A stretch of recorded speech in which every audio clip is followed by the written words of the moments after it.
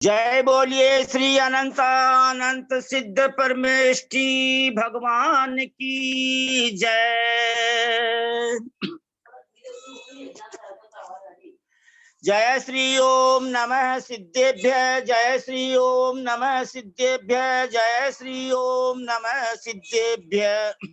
नमो वरहंताणम, नमो सिद्धाणम, नमो आयिरियाणम, नमो उवजायाणम, नमो लोये सब्बसाहूणम। जय बोलिए 1008 श्री मुनि सुब्रत नाथ तीर्थंकर भगवान की जय। थे ज्ञान सागर गुरु मम प्राण प्यारे, थे पूज्य साधु गण से बुध मुख्य न्यारे, शास्त्रानुसार चलते मुझको चलाते, वंदो उन्हें विनय से सिर को झुकाते, वंदो उन्हें विनय से सिर को झुकाते, वंदो उन्हें विनय से सिर को झुकाते। तीर्थंकर भगवान के नाम राशि कोई व्यक्ति मेरे को दिख जाते हैं तो उन तीर्थंकर भगवान की याद आ जाती है, इसलिए मैं जय बोल रहा हूँ तीर्थंकर भगवान की जय। बोलिए 1008 श्री संभवनाथ तीर्थंकर भगवान की जय। अब सबसे पहले मुनि सूरतनाथ भगवान के पूजा पढ़ी जाएगी और उसके बाद मोक्ष कल्याणक दिवस है। आदरणीय सोनू जैन जी कौन पढ़ रहे हैं पूजा, दर्शन करने क्योंकि आज कला जी हमको दिखाई नहीं दे रही हैं। आदरणीय सरिता जी जैन पटनी जी, प्लीज मधु बहन भी हैं, जिनके पास भी मुनि सुब्रतनाथ भगवान की पूजा रेडी हो प्लीज पढ़ने की कृपा करें। मुनि सुब्रतनाथ भगवान की पूजा का छंद, स्थापना का छंद प्लीज पढ़ने की कृपा करें, शुरू करें। आवाज नहीं आ रही है मधु बहन आपकी। प्रणाम पंडित जी साहब। जी हाँ, सादर जय जिनेन, सादर जय जिनेन, सादर जय जिनेन, शुभ आशीर्वाद, शुभ आशीर्वाद, शुभ आशीर्वाद। प्रणाम पंडित जी। नाम राशि हो। जय बोलो मुनि जिनेन पंडित साहब, जय जिनेन, सादर प्रणाम। सादर जय जिनेन, सादर जय जिनेन, सबको सादर जय जिनेन, सबको छोटों को शुभ आशीर्वाद, बड़ों को सादर प्रणाम। हाँ प्लीज मधु बहन जी शुरू कीजिए। जय बोलो मुनीश्वरनाथ भगवान की जय। मेरे भगवान सिद्धालय के वासी हो, आहान करूं आओ, जिनवर मम हृदय कमल विश्वासी हो। भावों के पीले पुष्पों से बुला रहा हूँ, आ जाओ। कर्म भी शांत हुए हैं, शीघ्र हृदय में बस जाओ। मैं हूँ भक्त आपका सच्चा, आप मेरे सच्चे भगवान। मेरी दुनिया छोटी सी है, रखना मेरा भगवान ध्यान। हृदयांगन में करूं प्रतीक्षा, बोलो ना कब आओगे। आशा है विश्वास पूर्ण है, नाथ मेरे घर आओगे। जय बोलो 1008 मुनि सुब्रतनाथ तीर्थंकर भगवान की जय। सभी भाई बहन हाथ जोड़े सिर झुकावें और अपने हृदय में तीर्थंकर जिनेन्द्र देव को विराजमान करें। ओम ह्रीम 1008 श्री मुनि सुब्रतनाथ तीर्थंकर जिनेन्द्र देव मम हृदय मंदिरे अवतर अवतर संभो सडिति आह्वाननम। ओम ह्रीम 1008 श्री मुनि सुब्रतनाथ तीर्थंकर जिनेन्द्र देव मम हृदय मंदिरे तिष्ठ तिष्ठ तिष्ठ ठय ठय स्थापनम। ओम ह्रीम 1008 श्री मुनि सुब्रतनाथ तीर्थंकर जिनेन्द्र देव मम हृदय मंदिरे सन्निहितो भव भव वषट सन्निधिकरणम परिपुष्पांजलिं क्षिपामि। मुनि बन मुनि पथ चलते, मुनिपन में दृढ़ हो मुनिनाथ हुए। मुनि सुब्रत प्रभु पाप रहित हो, निज में रत दिन रात हुए। मुनियों की उस भरी सभा में अनुपम द्युति से शोभ रहे। तारक गण के ठीक बीच जुम शोभित शीतल सोम रहे। वंदे जिनवरम, वंदे जिनवरम, वंदे जिनवरम, वंदे जिनवरम। आओ भव्यो तुम्हें सुनाए महिमा सम्यक ज्ञान की, सुनो भव्यो तुम्हें सुनाए महिमा सम्यक ज्ञान की। इस वाणी पर श्रद्धा करो, ये वाणी है भगवान की। जिन वाणी पर श्रद्धा करो, ये वाणी है भगवान की। वंदे जिनवरम, वंदे जिनवरम, वंदे जिनवरम, वंदे जिनवरम। ओम ह्रीं हरं श्री 1008 मुनि सुव्रतनाथ तीर्थंकर जिनेन्द्र देवाय जलम चंदनम अक्षतम पुष्पम नैवेद्यम दीपम धूपम फलम अर्घ्यम निर्वपामीति स्वाहा। ओम ह्रीं 1008 श्री मुनि सुव्रतनाथ तीर्थंकर जिनेन्द्र देवाय गर्भ कल्याणक प्राप्ताय, जन्म कल्याणक प्राप्ताय, तप कल्याणक प्राप्ताय, केवल ज्ञान कल्याणक प्राप्ताय अर्घ्यम निर्वपामीति स्वाहा। मधुबहन जी मोक्ष कल्याणक का छंद गाइए प्लीज। फाल्गुन कृष्णा बारस को प्रभु पाए सिद्धालय को, जो है कपूर उड़ जाता त्यों प्रभु तन भी उड़ जाता। प्रभु सम्मेदा चल आए निज आत्म ध्यान लगाए, हम भी शुभ अर्घ चढ़ाए वो मुक्ति रमा को पाए। ओम ह्रीं अरहम श्री 1008 मुनि सुव्रत नाथ तीर्थंकर जिनेन्द्र देवाय आज के दिन फाल्गुन कृष्णा द्वादश्याम सम्मेद शिखर जी के निर्जर कूट से मोक्ष मंगल मंडिताय अर्घ्यम निर्वपामीति स्वाहा इति आशीर्वाद है। परिपुष्पांजलिं क्षिपामि। ओम ह्रीं अरहम श्री 1008 मुनि सुव्रतनाथ तीर्थंकर जिनेन्द्र देवाय नमो नमः। ओम ह्रीं अरहम श्री 1008 मुनि सुव्रतनाथ तीर्थंकर जिनेन्द्र देवाय नमो नमः। ओम ह्रीं अरहम श्री 1008 मुनि सुव्रतनाथ तीर्थंकर जिनेन्द्र देवाय नमो नमः।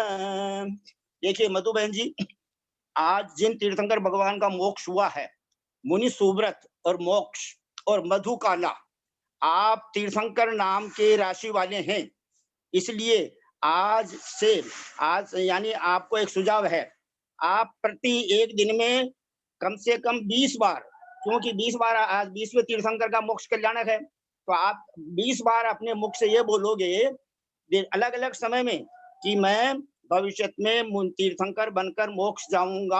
आत्मा है हम, जाऊंगी ऐसा मत बोलना। जाऊंगी इसका मतलब तो पर्याय बुद्धि हो गई। आत्मा सदा पुल्लिंग माना गया है। तो यह आज आपको आपसे विनम्र प्रार्थना है कि आप ये बोलना दिन में प्रत्येक दिन 20 बार बोलना, एवरीडे, जब तक आप इस औदारिक शरीर में रहोगे तब तक। तो क्या होगा, इसको कहते हैं पावर ऑफ स्पोकन वर्ड। जो शब्द हम मुख से बोलेंगे वैसा हम अवश्य करेंगे।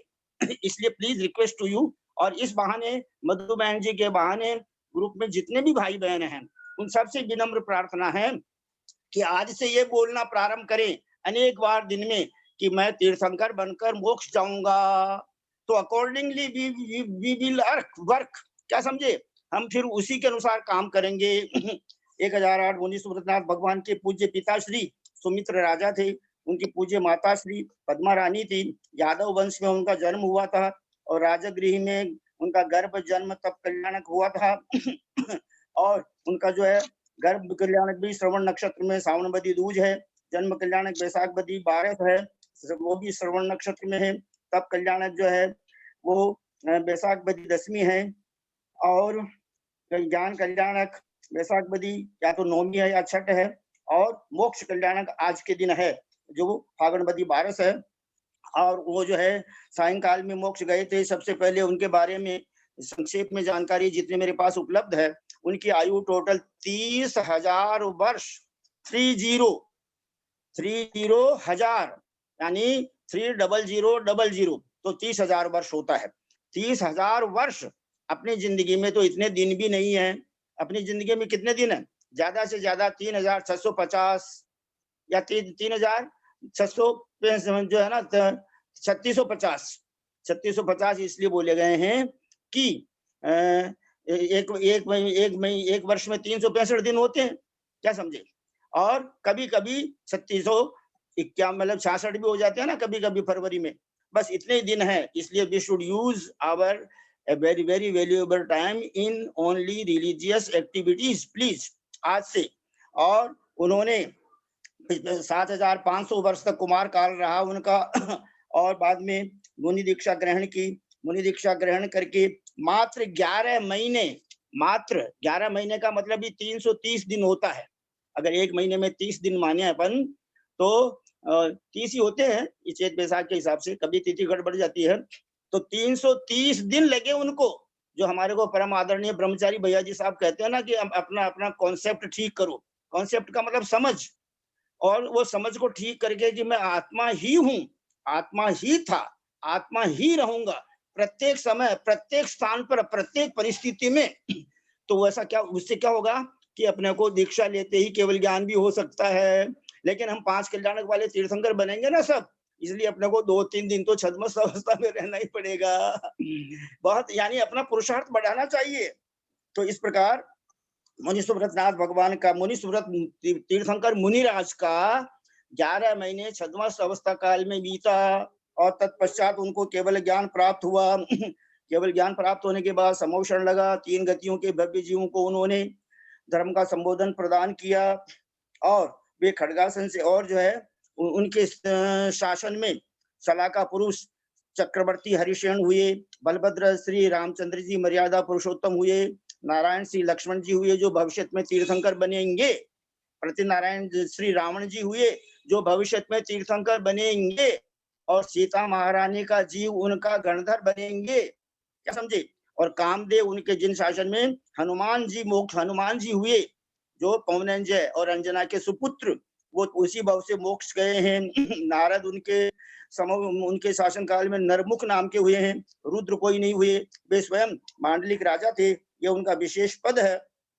और आज के दिन फागणवती बारस के दिन उनको मोक्ष प्राप्त हुआ था, और वो भी श्रवण नक्षत्र था, खड्गासन से मोक्ष प्राप्त हुआ था। और अनीत संजय उनके मुख्य पुत्र थे, और संगपति रामचंद्र जी थे जो अलग कोई नाम के व्यक्ति हैं, वो रामचंद्र जी अलग हैं। और गणधर उनके 18 थे, और मुख्य श्रोता उनके शुभोम थे, शुभोम नाम के श्रावक। और यक्ष जो है भ्रकुटी नाम के थे, मुख्य यक्ष, और मुख्य यक्षिणी अपराजिता नाम से थी। इस प्रकार ये मुनि सुव्रतनाथ भगवान के बारे में यानी इन वेरी ब्रीफ जो है बहुत ही शॉर्ट में आपको जानकारी प्रदान की गई है। जिनको ज्यादा पढ़ने की इच्छा हो, सब मत पढ़ना, जिनको इच्छा हो वही पढ़ना। मुनि सुव्रतनाथ भगवान का जीवन उत्तर पुराण से या 24 पुराण से पढ़ने की कृपा करें। और परम आदरणीय ब्रह्मचारी जी की आज्ञा अनुसार yesterday I also realized जो उनका ऑर्डर है, we should obey his order word by word। 10 बजे के बाद जो है स्वाध्याय नहीं होगा, क्योंकि 10 बजे के बाद में मुनि राजों को पढ़ाने का समय हो जाता है, तो वो कालातिक्रमण होता है। इसलिए परम आदरणीय ललिता बहन जी साहब जो है 9:35 तक अपना स्वाध्याय रखेंगे जारी, और उसके बाद में 9:35 से लेकर 10 बजे तक सब भाई बहन बैठे रहना, क्योंकि क्लास चेंज होने में थोड़ा टाइम लगता है। 10 बजे तक जो है परम आदरणीय ब्रह्मचारी भैया जी को सुनेंगे। कब तक? जब तक ये अंतर पर रूपना चलती रहेगी, चाहे 1 दिन लगो चाहे 10 दिन लगो, प्लीज। अब जो है सभी भाई बहन हाथ जोड़े और इस मंगलाचरण को मैं पढ़ता हूँ, क्योंकि मेरे को इसलिए ये मंगलाचरण इसलिए अच्छा लगता है, इसमें आचार्य प्रसन्न सागर महाराज का नाम आता है, क्या समझे, तपस्वी सम्राट। इस युग में 66 उपवास करने वाले लगभग प्रथम मुनिराज हैं, और भी होंगे मेरी जानकारी में नहीं है।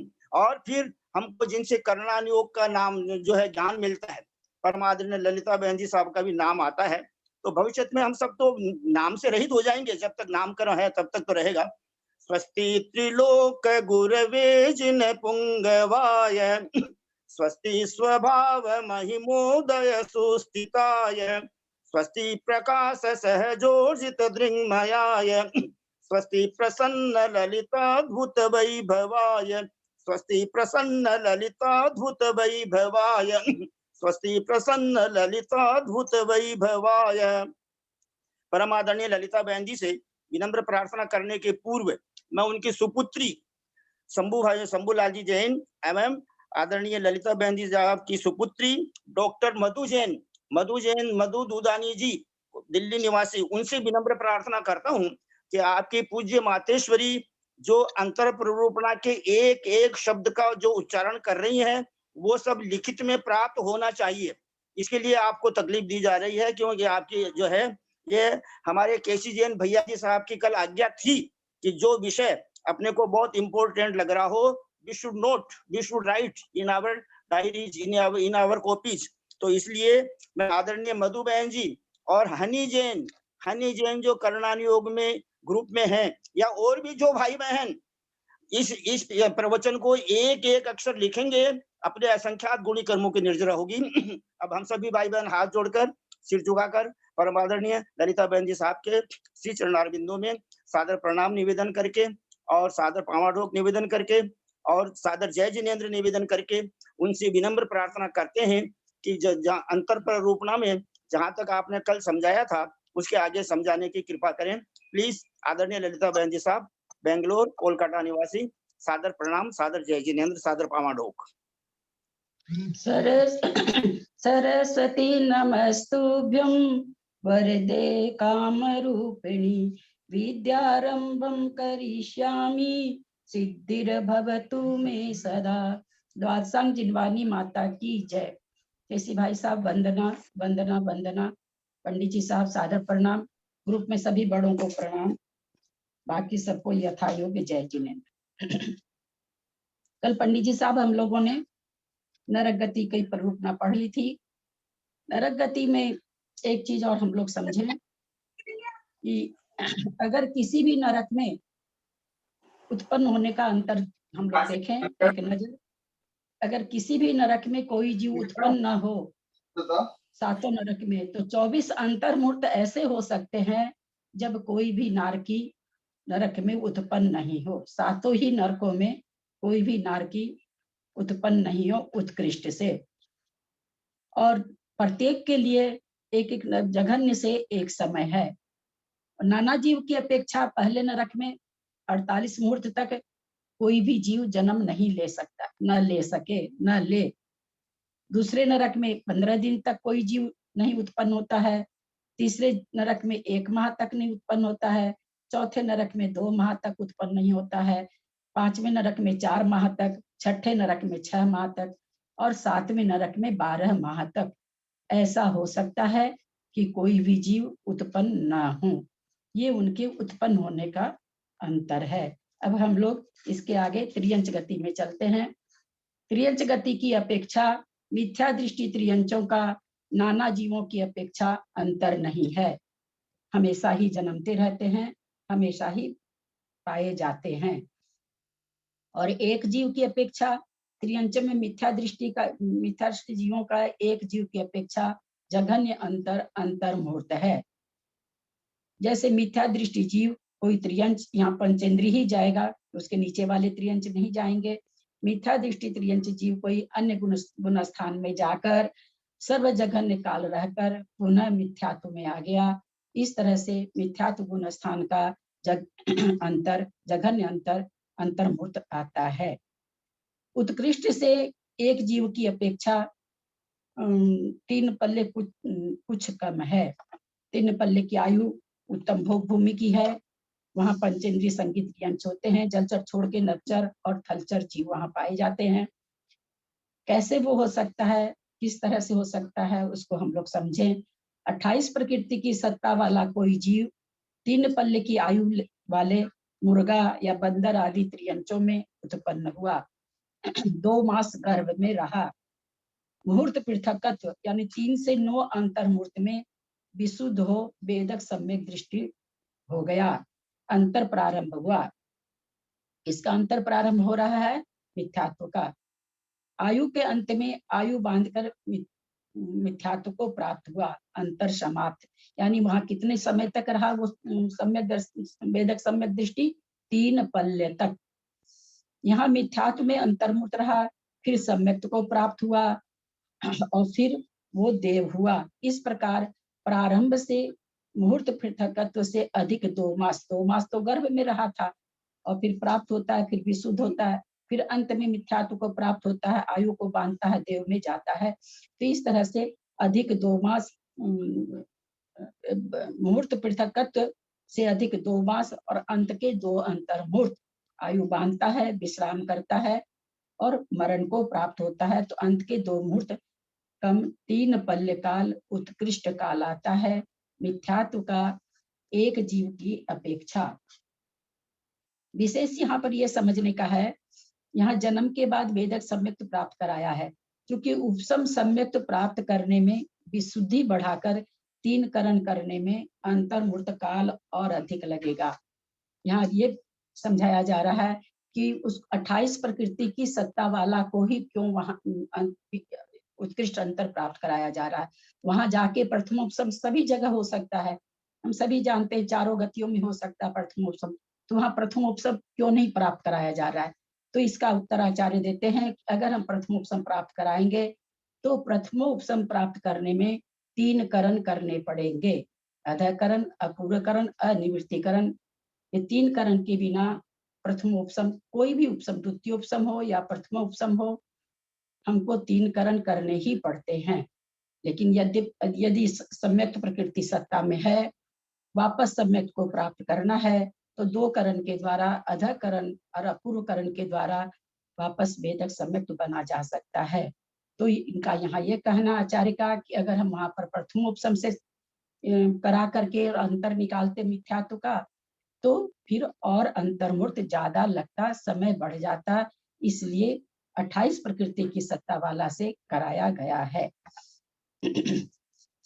कोई भी उपसम सम्यक दर्शन, छायिक सम्यक दर्शन, औपसमिक चारित्र, औपसमिक सम्यक दर्शन, औपसमिक छायिक चारित्र, अनंतानुबंधी का विसंयोजन, ये इन चीजों को करने में 3 करण करने पड़ते हैं, जबकि छायोपसमिक चारित्र, छायोपसमिक सम्यक्त को प्राप्त करने के लिए 2 करण ही करने पड़ते हैं।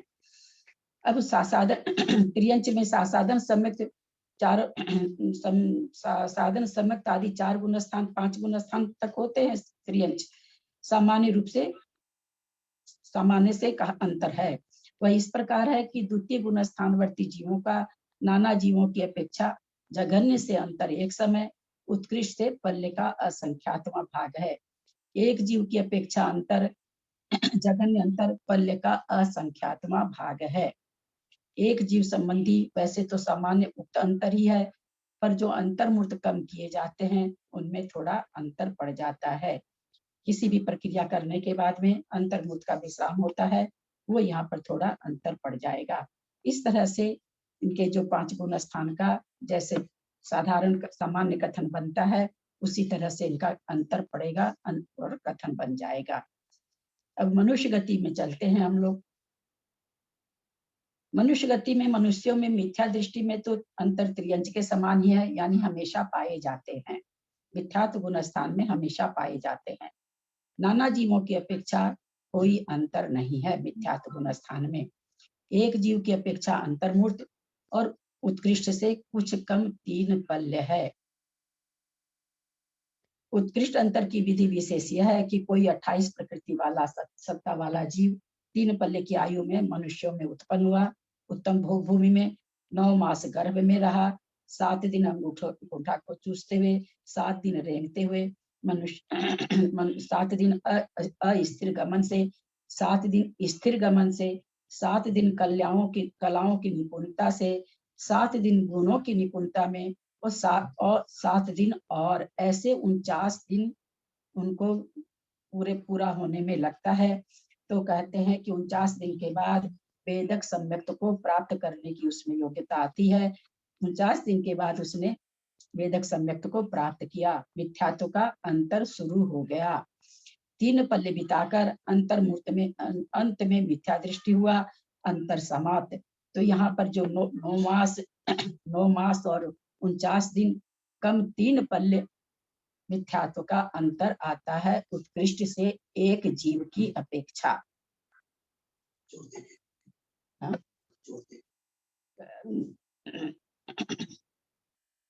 तिलोक इसमें थोड़ा सा आचार्यों का मतभेद है। तिलोपन्नति आदि ग्रंथ के अनुसार उत्कृष्ट भोग भूमि में 21 दिन बाद, मध्यम भोग भूमि में 35 दिन के बाद, जघन्य भोग भूमि में 49 दिन के बाद सम्यक्त की योग्यता आती है।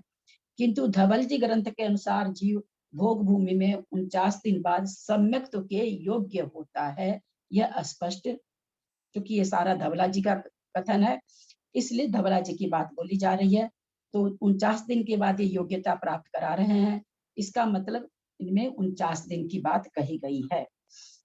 इस तरह से थोड़ा सा मनुष्य के लिए एक चीज और हम लोग समझें, जैसा कहा जाता है कि 2000 वर्ष त्रस पर्याय का है। हम लोग सभी कोई सुनते हैं कि उसके बाद नियम से निगोद में जाना पड़ता है। इस 2000 त्रस पर्याय में 1000 सागर पंचेंद्रिय जीव की है। पंचेंद्रिय में सभी आ गए, पंचेंद्रिय त्रियंच, देव, नारकी और मनुष्य। उसमें भी 1000 सागर में सागरोपम पृथकत्व पंज इसकी है, पुरुष वेदी की है। यानी 300 से 900 सागर तक पुरुष वेदी बन सकते हैं। तो 1000 सागर में से 900 सागर तो चला गया। अब ये 900 सागर जो पुरुष वेद में उत्पन्न हो रहे हैं, ये तो इससे तो पूरा होगा ही नहीं। मनुष्य पर्याय से तो 900 सागर पूरा होना नहीं है।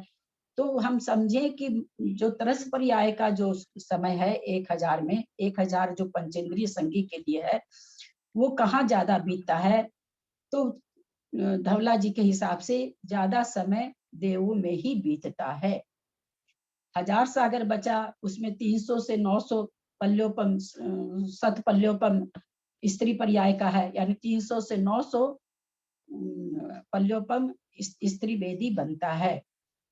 1000 सागर बचा था, 1000 सागर में 900 चला गया देव में।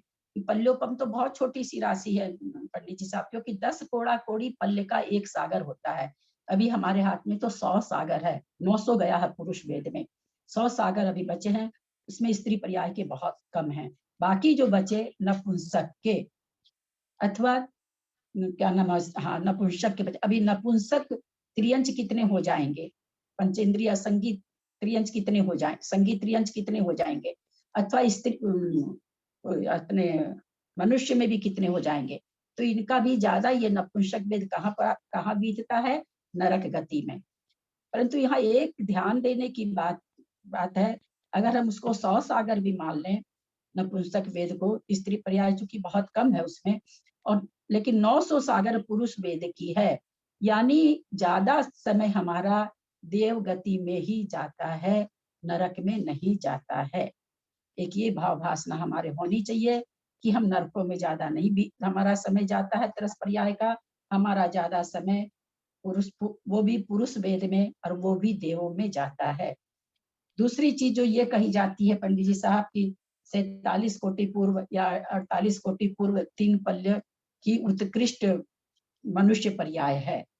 हम इसको थोड़ा सा बड़े ग्रंथों के प्रवचनों में जो सुने हैं, कुछ और भ्रांति होती है, हम बड़े ग्रंथों से समझें इसको। कोई जीव मनुष्य में उत्पन्न होकर स्त्री पुरुष नपुंसक के क्रमशः 8 पूर्व कोटि तक परिभ्रमण किया, 24 पूर्व कोटि हो गया। उसके बाद नियम से अंतर्मुहूर्त काल तक अपर्याप्त अवस्था को प्राप्त होता है। नियम से एक अंतर्मुहूर्त में 8 भव को धारण करता है, 8 अपर्याप्त भव को नियम से धारण करता है एक अंतर्मुहूर्त में।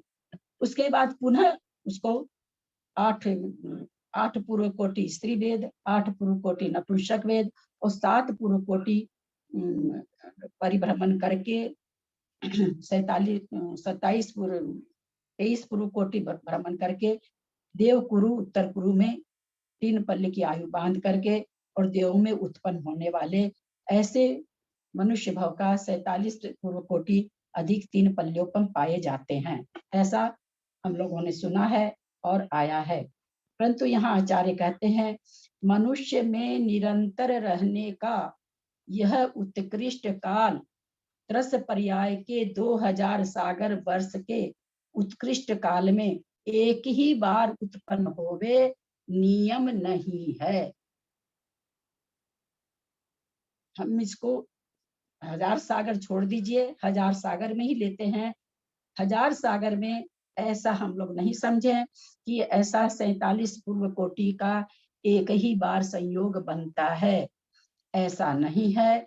ये उत्पन्न कई बार हो सकते हैं। एक बात ये पढ़ने को मिली पंडित जी साहब।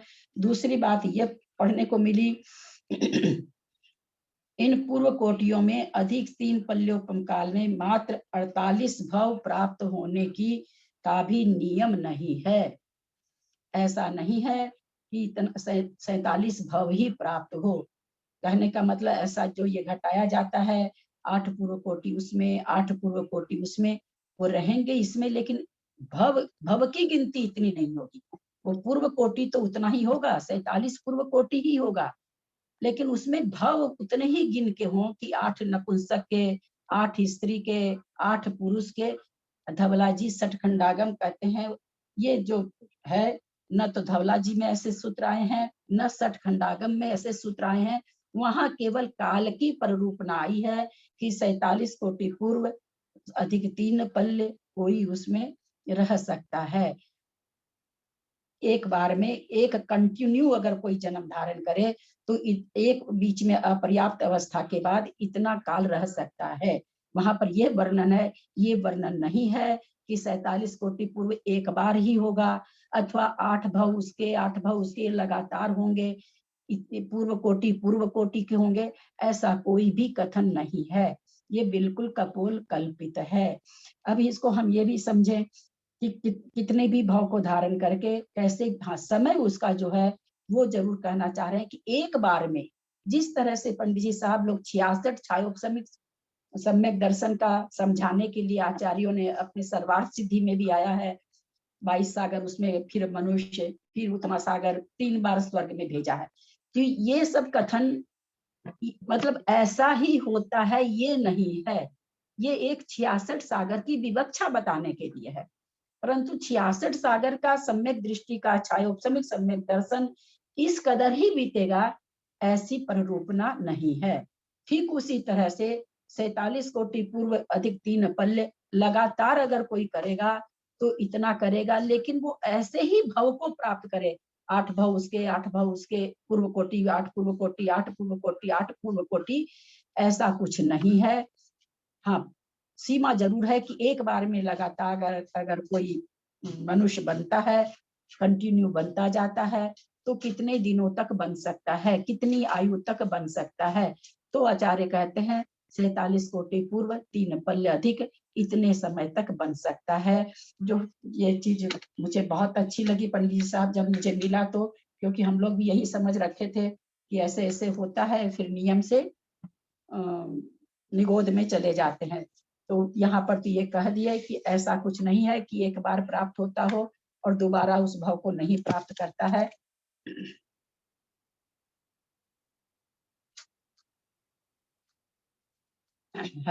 आवाज आ रही है क्या? हाँ आंटी, आ रही है आंटी, आ रही है।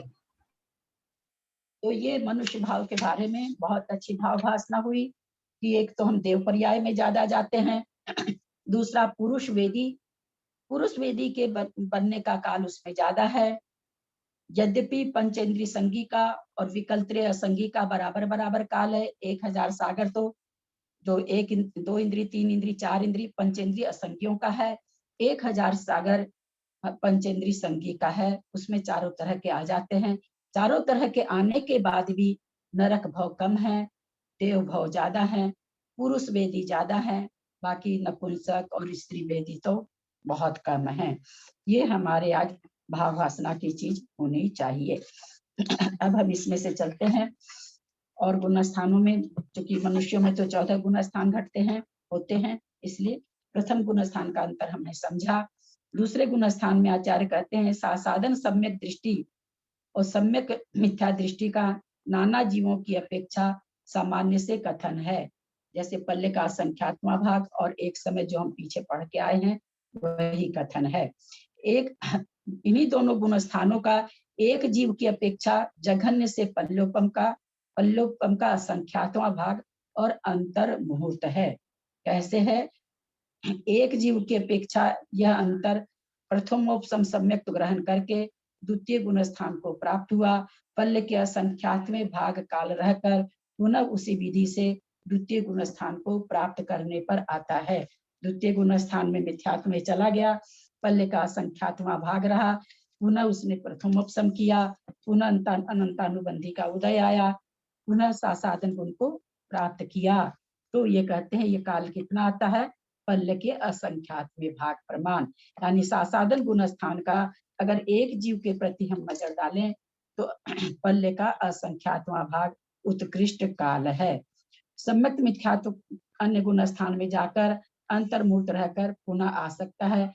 चौथे से तीसरे में गया, पुनः चौथे में आ गया, तीसरे से चौथे में आया, चौथे में रह के पुनः तीसरे में आ गया, अंतर्मूर्त काल तक चौथे गुण स्थान में रहा और रह करके पुनः तीसरे में आ गया।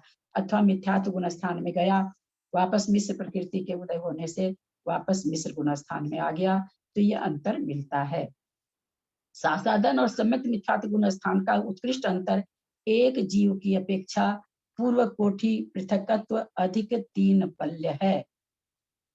कितना ज्यादा है, एक जीव के प्रति अगर एक बार सासाधन गुण स्थान से निकल गया, पुनः उस सासाधन गुण स्थान को कब प्राप्त करेगा, तो आचार्य कहते हैं पूर्व कोटि पृथकत्व अधिक 3 पल्य है।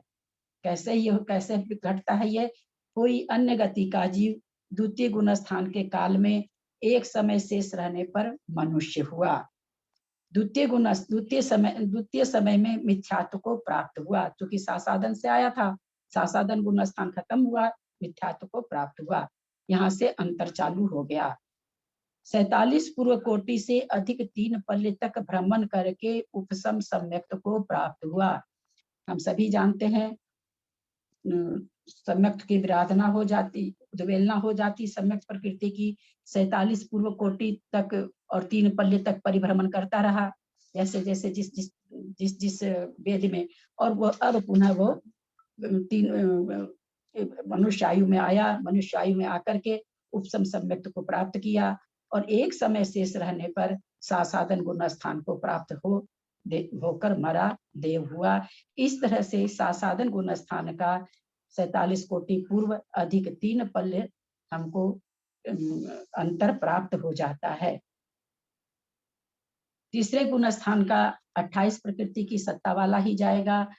28 प्रकृति की सत्ता वाला कोई जीव मनुष्य में उत्पन्न हुआ, गर्भ से लेकर 8 वर्ष तक तृतीय गुण स्थान को प्राप्त हुआ, वहां रहा, फिर सम्यक्त में गया, अंतर शुरू हो गया सम्यक्त में जाते ही, फिर 47 पूर्व कोटि बिताकर 3 पल्ले की मनुष्यों में उत्पन्न हुआ, आयु बांधकर अंत में तीसरे गुण स्थान को प्राप्त हुआ, अंतर समाप्त, वहां रहा, फिर मरण योग्य गुण स्थान में जाकर मरा, देव हुआ। इस प्रकार 3 अंतर्मूर्त और 8 वर्ष से कम 47 पूर्व कोटि अधिक 3 पल्ले अंतर आता है सम्यक्त मिथ्यात्व का एक जीव के प्रति। असंयत गुण स्थान में नाना जीवों की अपेक्षा कोई अंतर नहीं है, एक जीव की अपेक्षा जघन्य अंतर्मूर्त है और असंयत सम्यक दृष्टि अन्य गुण स्थान से जाकर लौटा,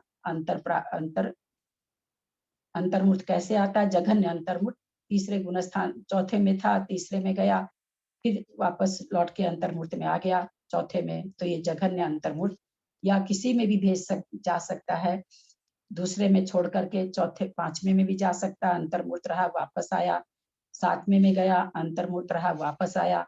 इस तरह से चौथे गुण स्थान का जघन्य अंतर्मूर्त आ जाता है। उत्कृष्ट से फिर ये जीव चौथा गुण स्थान वर्ती मिथ्यात्व गुण स्थान में पड़ेगा, पढ़ करके फिर ये कहते हैं उत्कृष्ट से पूर्व कोटि पृथकत्व से अधिक 3 पल्य है। 28 प्रकृति की सत्ता वाला कोई जीव अन्य गति से मनुष्य बना, गर्भ से 8 वर्ष बाद वेदक सम्यक्त को प्राप्त किया, यहाँ अंतर्मूर्त रहा, वेद सम्यक्त प्राप्त करने के बाद अंतर्मूर्त उसमें रहता ही रहता है, मिथ्यात्व में गया, उसके बाद वो अंतर्मूर्त के बाद मिथ्यात्व का उदय आ गया, मिथ्यात्व में चला गया और अंतर शुरू हो गया किसका, असंयत सम्यक दृष्टि का एक जीव का उत्कृष्ट अंतर। 47 कोटि पूर्व कोटि